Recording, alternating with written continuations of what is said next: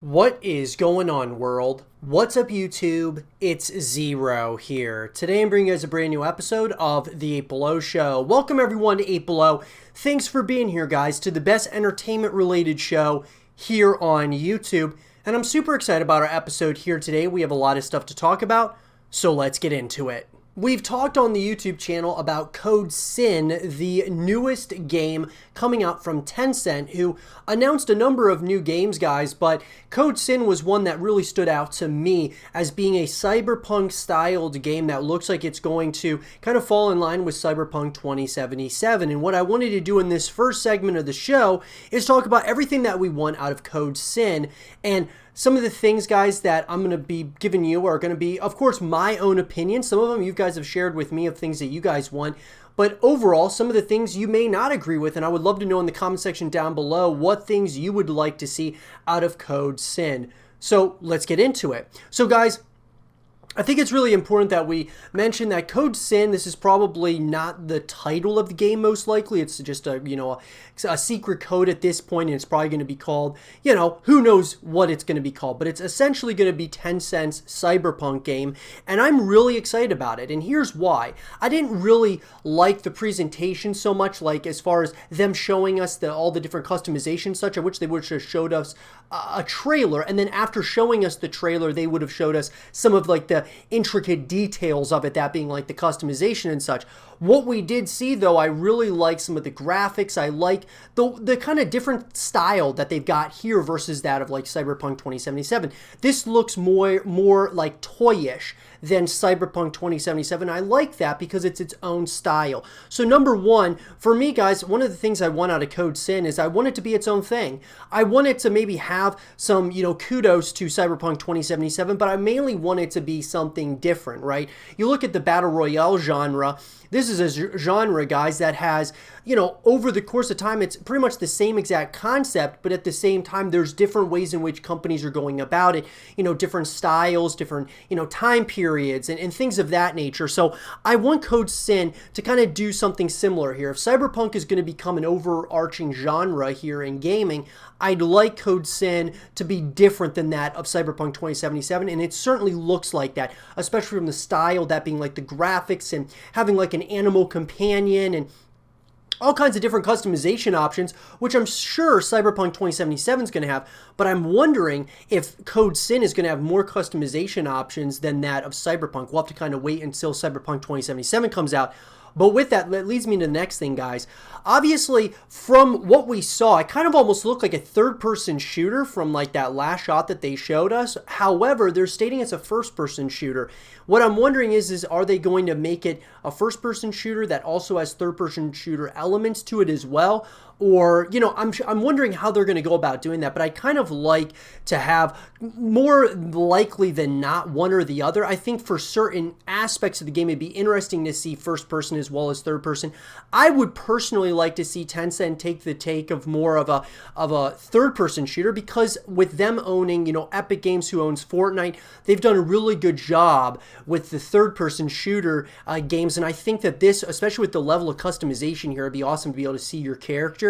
So that would be kind of my thought on, Tencent doing that. So I would actually like to see a third-person shooter more so than a first-person shooter. But that's just my opinion. I'd love to hear yours, though, in the comment section below. But that leads me to the next thing, guys.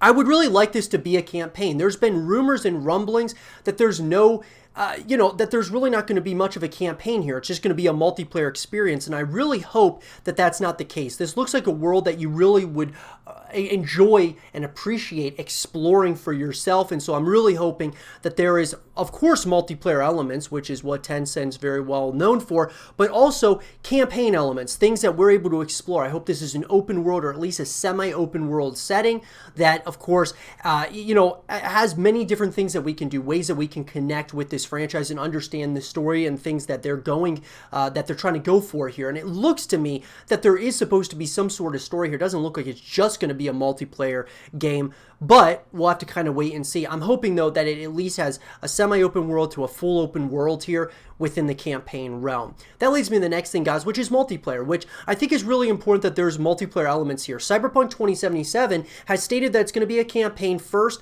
and then the multiplayer is going to come later. So Code SYN apparently coming out next year in 2021. I would really love to see them really approach the multiplayer, part of this game and genre, because Cyberpunk 2077, by the time Code SYN comes out, may not even have a multiplayer at that point. So I think that what Tencent could do is really capitalize on having multiplayer elements at launch with this title. So I would love to see multiplayer. I'd love to see co-op. The more ways we're able to connect with the story and with this game in general, I think is going to be awesome. That leads me to the next thing. The customization, guys, looks great. I just want to, one thing that's big to me, when we talk about multiplayer games and even games that have campaign where there's customization within, I want there to be a lot of things that you can earn within the game, not so much just things that you have to buy within a store. I would love there to be already, a number of different ways that you can customize your characters, but then on top of that, you're able to, be able to earn some of those items on your characters and such, and like titles and emblems, and, being able to show off your rank and such when you're in the in-game lobbies and things of that nature, I think really add value to a multiplayer experience and even just a campaign experience for yourself. I think that's really cool too. So I would love to see, more earnable items over that of like payable items. That leads me to the last thing, guys. I'd love to see free to play here. Now, look, if it's a free to play game, which I'm assuming it probably won't be, but let's just say it is, then it would make sense that they have, pretty much everything within the game are going to be, payable items and not so much earnable items, because they're going to want to make sure that they can make that money back that they put into the game. I don't think it's going to be a free to play game, but I think that could be a real game changer, because if Code SYN's free to play and you got Cyberpunk 2077, they have to pay to play, a lot of people are going to play Cyberpunk 2077 because it's kind of like the first of its kind. And so that being said, I think that Code SYN, though, could do very well by being the second to Cyberpunk, and also being, free to play could be huge for this game as a whole. It could really grow a significant fan base similar to that of Fortnite. They could do a really good job here, and I think they could really grow something special if they went free to play with Code SYN. But those are overall the things, guys, that we want out of Code SYN at this point. And I'll be sure to share more information with you guys as it comes out here in the upcoming months. Let me know what you guys think in the comment section below about Code SYN. What do you guys want to see out of the game? Let me know. And for more Code SYN content and videos, stay here with Zero TV. With more and more eSports league coming into the fray, guys, that being like the Call of Duty League and the Overwatch League and all these other leagues that are probably going to start being formed, that being like, the eSports side of Valorant and the eSports side of a number of other games, right? And as we're starting to see more of these leagues come out, there's going to be some of the leagues that fail, and there's going to be some that succeed. And so I think, I've wanted to talk about this in this segment of the show, and we've talked about, kind of things around this realm within the esports realm. On the YouTube channel here, you guys can check out all of those videos. But what I will say is this, is that, in this, segment of the show, I want to talk about, is the CDL, that being the Call of Duty League, going to become the next NFL for esports? And so what I'll say is this. Okay, so you got the NFL, right? You got like the NBA, you got the NHL, you got baseball, you've got all of these different leagues, right? In the professional sports realm. Then the esports realm, we have, the Call of Duty League and the Overwatch League, which are the two big ones at this point. Now, Overwatch is slowly actually not doing as well as it was doing. And Call of Duty is kind of staying somewhat stable at this point. It's not really growing in a drastic way, but it's also not really like doing terrible at the same time. It's kind of staying, pretty mediocre. It's doing okay. And I think that over time it's going to do better. And that's the idea here, is that these leagues are going to do better and better over time, similar to that of like the NHL, the NBA, the NFL. They all plan on becoming, more and more as they go, becoming more valuable and things of that nature. So with that, is the Call of Duty League going to be like the NFL one day? And that's a real question here, guys, because look, esports and sports are starting, there's just more and more things that are becoming, coming in common between the different leagues out there. Now, the way that we do contracts, the way that we, have our tournaments set up and things of that nature, they're all kind of similar to that of traditional sports. Obviously, it's different. You're sitting there in front of a screen and you're, competing at the highest level of whatever game it is, so which is different than that of like the NFL. But the question is, though, is that could the CDL, as well as the OWL and other leagues that are created, could they join almost like the national television networks as far as being shown on national television? Now, we know that, like, for example, Overwatch has been shown, I believe, on Disney XD at times. There's been E-League was shown on TBS for a while. What I'm getting at, though, is that could this become something where there is, it's almost like every, a few days out of the week, there are, tournaments that are being broadcast on live television, and it becomes a massive thing over time. Now, we've seen, guys, obviously, there has been, real talks and rumblings of this happening, and if that were to happen, could the Call of Duty League become as big as some of these other leagues, or could the Overwatch League become as big as some of these sports leagues over time? We're not saying it's going to happen overnight, but theoretically here, guys, and as far as like from a thought perspective, are we going to get there with esports? And I'm not even saying just, more broadly, just esports as a whole. I think we can really agree that if you look at the numbers, which are out there, there are a drastic amount of people that play video games on a daily basis. There's a drastic amount of people who watch esports tournaments on pretty much a weekly basis because there's usually tournaments going on almost every single week.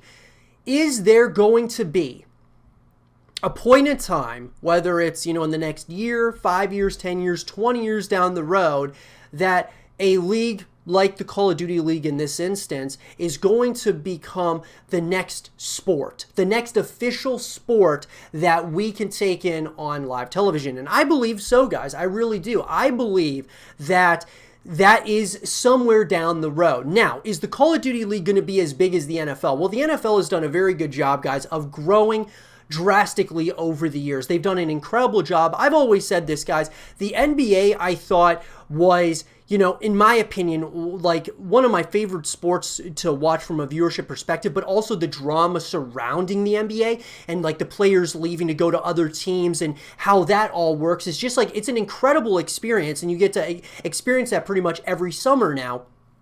And with the NFL, what they do the best, though, is they do a really good job of covering the games. So, like, just having cameras in every different angle and the high definition, it's so well, broadcast, in my opinion, that being the NFL. Whereas the NBA, though, is more of like about the players. The NFL is more so about just the game itself, the hard hits and such. Even though the players make, is a big deal, obviously, within the game of football. I also think, though, that because they wear helmets and, you don't get to, a lot of times you don't see what the players look like as well as you do, say, like in basketball or one of these other sports. I think that kind of, makes it, basketball a little bit more of a player-centric, game that we watch versus that of just like the, more of the team base around football and the coverage that they have with the NFL, which I think is the best coverage in any sport. What I think with Call of Duty League, for example, here is that you get a little bit of the best of both worlds. Number one, you're able to not only experience, the roster mania, even though that's not going to be as big as it's been in the past because of the Call of Duty League and the way it's structured with contracts and such. I still think that it's going to get to a point where there's going to be a lot of shuffling amongst the teams every offseason. And then on top of that, you actually, the players, the coverage of the CDL, I think is pretty good. Now, some tournaments not, or home series not as good as others. But what I'm getting at is once it's refined, once it's, really, once they're able to kind of get it down, I think that this could be something really special. The players drive this league in a major way, in my opinion, because of like the brands that they have built. And then the Call of Duty just as a whole is one of, if not the biggest game in the world every single year. It sells the most copies every single year. And I mean, they've built something over at Activision that is, just a juggernaut of a franchise. It's unbelievable. They bring out a new game every year and it does so well every single year. It just shows you the commitment that people have to the Call of Duty franchise. So what I'm getting at is if that translates over to the esports side in a major way and you're getting millions upon millions of people watching on a consistent basis, this could easily become one of the biggest, esports out there, and it could compete against actual sports titles. Now, if you look at, on the flip side of this, a game like League of Legends, guys, draws so many people from across the world watching it. It's hard to kind of really pinpoint the exact amount of viewership that some of these esports events are getting. However, from what we know and what we see from Twitch and other places, League of Legends does just as good as some of these other sports out there. It's crazy how many people view League of Legends as far as from the esports side of things on a consistent basis. And so what I'm saying is that whether it's the CDL, whether it's the OWL, there are different leagues out there that are being formed right now or are currently already formed that are just trying to kind of figure things out as we move forward. We're in the very early stages. Think of like the NFL and the NBA when they first started and how it was a pretty small ordeal, and then over time it grew and grew and grew. The same is happening right here, right now with games like the Call of Duty League, League of Legends, possibly Valorant, Overwatch. They're growing. Some will fail. Some will certainly fail, guys, and there's no debate about that. There's going to be some leagues that fail. I mean, even look at like the XFL. Look at like other leagues that have been tried to be formed out of traditional sports that have failed. So what I'm getting at is a lot of them will fail. Some will succeed, and I think esports is no different, whereas we are in the very early age of what is the next generation of sports as we know it, and that is esports, guys. Esports is going, in my opinion, is going to become the next sports, and it's gonna be kind of refined like the NFL, NBA, NHL. There may be like 4 or 5 leagues within esports that are like the really big ones that everybody knows about, that everybody views on television, and then there will be a bunch of others that are, just kind of, streamed on Twitch or somewhere else. But I do believe, guys, that over time, we are going to see some of these leagues compete with that of the biggest traditional sports out there in the world. But let me know, guys, in the comment section down below, what do you guys think? Do you guys think that there's no way esports leagues are going to even compete with the traditional sports leagues anytime in the future? Or do you think we're closer than we think to that being real competition within esports versus that of traditional sports? Let me know what you guys think. And for more content like this, stay here with Zero TV.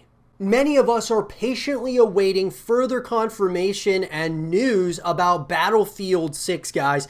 The upcoming game that is probably going to get announced at some point or another. I would say, very close in the foreseeable future. We should be seeing, some official reveals of what's coming to us in the next edition of the Battlefield franchise, that being Battlefield 6 or whatever it is they decide to call it. Now, with that, I wanted to go ahead and take this segment of the show and talk about the top 5 things that we want out of Battlefield 6. And when I say we, guys, I'm going to be giving you guys my opinions. Some of you may share similar opinions as me. Some of you may share completely different opinions. Let me know regardless in the comment section down below what your top 5 things that you want to see in Battlefield 6. So let's get into it. So guys, coming in at number 1 for me, and this is really important. This gets us over to, whether you play Battlefield for the story, whether you play Battlefield for the multiplayer, whatever it is that you play this game for, and this franchise for, I think there's no getting around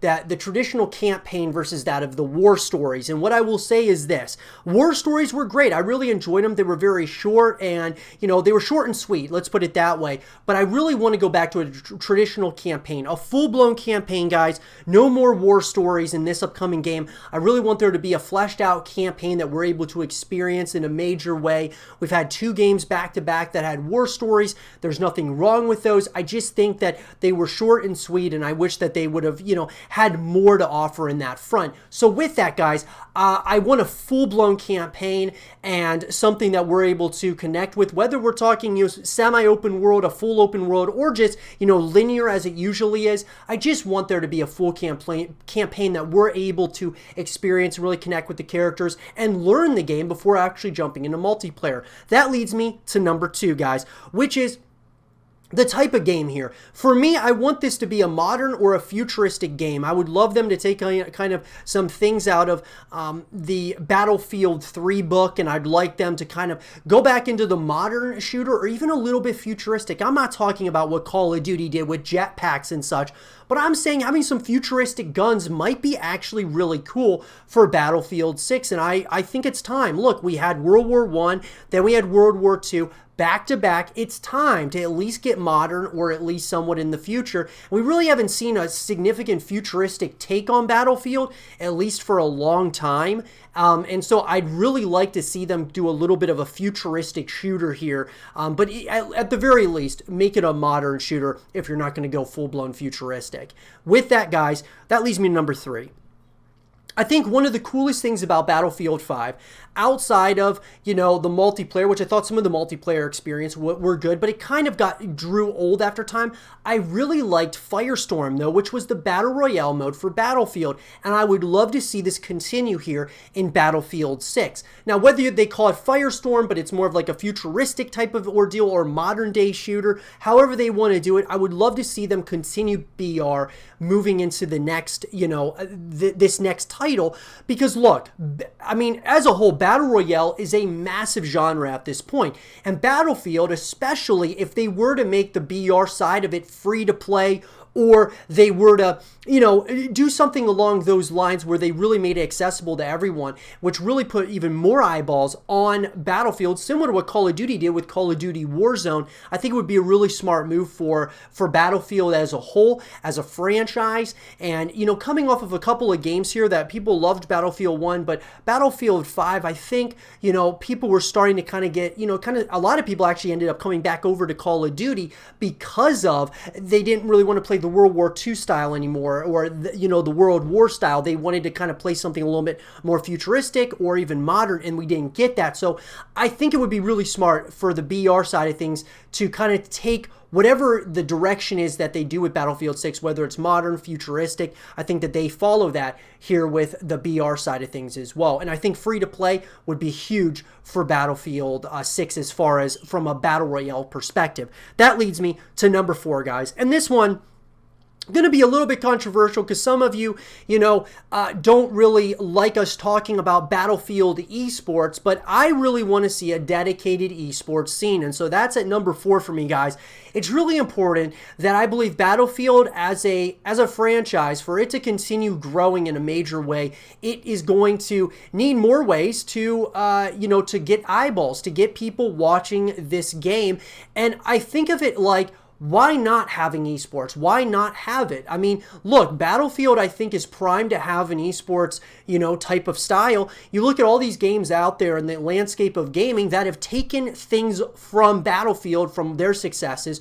Why can't Battlefield do that with some of these other titles like Call of Duty? Why can't they create smaller maps and create faster paced games, even if it's like a competitive playlist where you're able to play, fast paced games with no vehicles or something, and those are like the esports maps.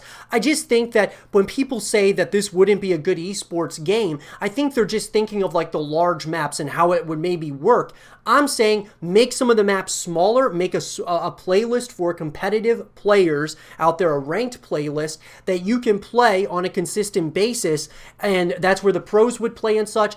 Building an esports scene, guys, could really grow this franchise in a major way over time. And that's just my personal opinion. I'd love to hear yours in the comment section below about that. But that leads me to number 5, guys. I alluded to it in this last part, but I really want to see, smaller maps.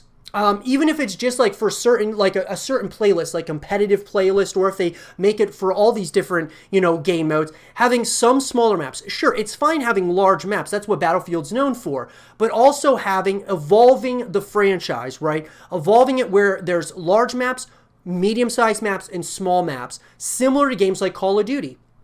And there's nothing wrong with them doing that, guys, because Call of Duty has found a ton of success by evolving over time. And Battlefield, to me, hasn't evolved in the way that other titles like Call of Duty have. And so I think in order for them to kind of keep pace with what's going on, they need to have some smaller maps. And there's nothing wrong with that, guys. Maybe some of those maps you won't like because it won't feel like Battlefield, but some people may really like it. And then when you have the eSports side of things and you're able to watch it on a consistent basis, you're going to have more ways to connect than ever with the Battlefield franchise.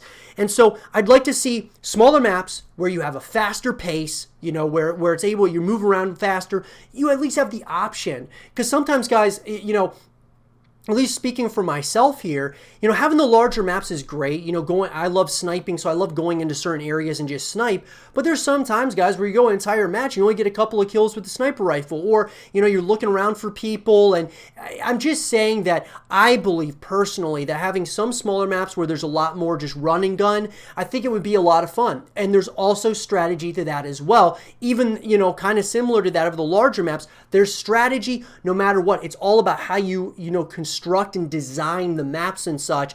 We see it all the time with games like Call of Duty. I would love to see it here with Battlefield. And with that, guys, those are the 5 things that I want to see in Battlefield 6 moving into this title. I hope that we get, you know, some of these. I'd love to get all of these things, but let me know what you guys think in the comment section below. Would you want to see different things? Do you agree? Do you disagree with what I'm saying? Let me know. What are your top 5 things that you want to see in Battlefield 6? And for more Battlefield 6 content and videos, stay here with Zero TV. You guys know that I am a huge horror fan, and the horror, you know, video game genre, as well as even with movies, guys. I love horror movies, love horror games, guys. And so I thought that, you know, one of the videos that I've wanted to make for a while is what is the scariest video game of all time. And look, guys, I'm going to give you my top 5, like the 5 games that are absolutely terrifying in my opinion. And this is consistently evolving as new games come out and such, guys. This list is subject to change over time. But with that, I wanted to give you guys what I believe is the scariest video game of all time, guys. And so we got to kind of go back here. We'll start with number 5 and go all the way to number 1. And so let me know, though, guys, in the comment section down below, what are your guys' scariest games that you've ever played? If you're a big fan of horror games, what would you say is the scariest game you've ever played? And obviously, guys, all of our lists are going to be different. It's all based upon our experience within them. And some of these guys that I'm going to give you are more so a series versus that of one individual game. I'll try to give you one individual game, but with that, let's get started here. So coming in at number 5 for me, guys, is none other than Dead Space. Dead Space, guys, this is a game, third-person shooter, horror game, and I'm going to say at least the first 2. I would say the second one, in my opinion, is a little bit more creepy than the first one, but absolutely terrifying experience, guys, by yourself, Isaac Clarke, moving throughout the ship and such, and some terrifying experiences. I gotta say, one of the scariest things about this was just the environment that they made. These very claustrophobic hallways they made. You know, you'll be like walking down like some hallway or another with like very creepy music in the background, and you turn around and, you know, and there's something behind you that's creeping up on you, like a necromorph is creeping up behind you or something. Absolutely terrifying experience at times, guys, especially playing it at night. Just really creepy. Playing it at night by yourself, guys, it was a very creepy experience, but at the same time, it was such a good experience. The first 2 Dead Space games especially are classics in my opinion when it comes to the horror genre as a whole in video games. Definitely at number 5. Coming in at number 4 for me, guys, is the Fear franchise, that being more so than not the first couple of Fear games, guys. This was a first-person shooter horror game, and this one had some very, very psychological elements to it, which kind of made this a really terrifying experience as well. And there were very, very disturbing images at points throughout each of these games, and I thought that the second one really elevated, some of the horror elements that the first one kind of started. First Encounter Assault Recon is what Fear stands for, guys, and let me tell you that going into this game, I didn't really expect it. that being the first game, I thought, yeah, there's maybe some creepy elements to it, but it's going to be mainly a shooter. No, it was more so having these horror, like overarching, it's a horror game with, shooter elements to it and action elements to it. And so that it was just a absolutely terrifying experience throughout different points throughout the story.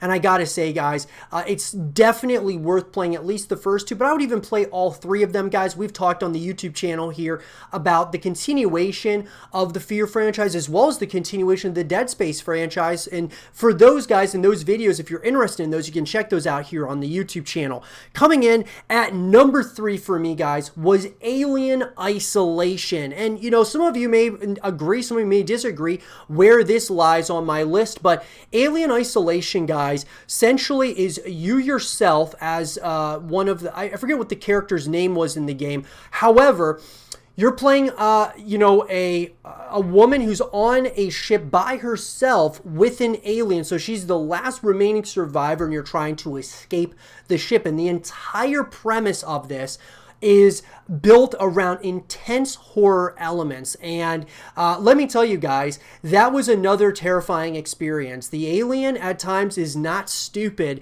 can certainly find you, and it is in terrifying ways. Whether you're hiding in a locker or you're hiding underneath or in some type of crawl space, the alien is always somewhere or another. And you can't just kill the alien. It's not like one of those things where you can just shoot the alien. You have to be strategic about where you're going in relation to where the alien is, and the alien is much smarter than you think, which makes it an absolutely terrifying experience, at least for me, at the very least. And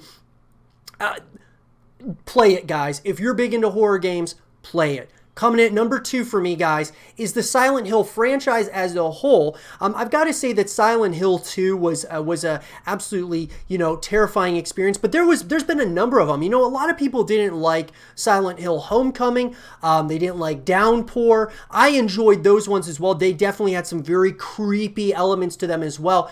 But this as a whole, this franchise as a whole, guys, was built around horror. And it's pretty much stayed that way from the beginning of the time that this series has started. Built around this horror-esque kind of game where you're with exploration, solving puzzles, and things of that nature.